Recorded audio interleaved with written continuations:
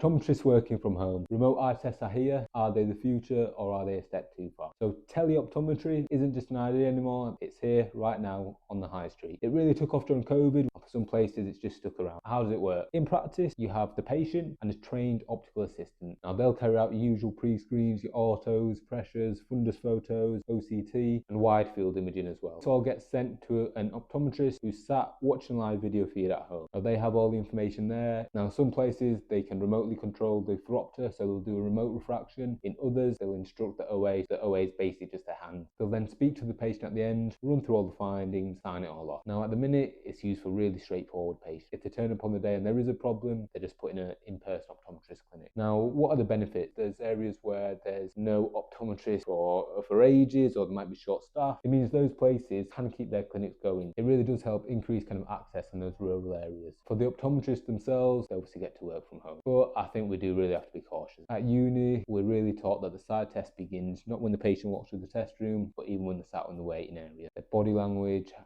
they walk in, their posture, these are all quite important to be able to build a rapport with the patient. But even clinically, things like head posture, head tilt, you can imagine they'd be quite hard to pick up through a screen. Now, to be clear, the College of Optometrists does allow for this kind of testing, with the caveat that the optometrist is live, carrying out and supervising tests from start to finish. It can't be the case where an OA is doing kind of a batch of 5 tests and then just gets the optom to kind of watch it back later, sign it all off. It's still their name at the bottom of the record card. It is all the liability still on the optom. So yeah, maybe it can work if it's done with the right equipment, the right systems, training, and clinical safeguarding. The real question is what happens when it's scaled up. Can quality be guaranteed? And are we turning eye tests into a checkbox exercise? Not to mention the really subtle pathology, the stuff that even when it's a microscope, it's quite hard to see. So never mind through a screen. Now, I've not had any experience with it myself, and definitely don't hold it against anyone that has. But let me know what you guys think. If you guys have had any kind of feedback from it, if you guys have had any experience with it, would you be confident working like this? And would you be happy if you had your eye test like this? Let me know.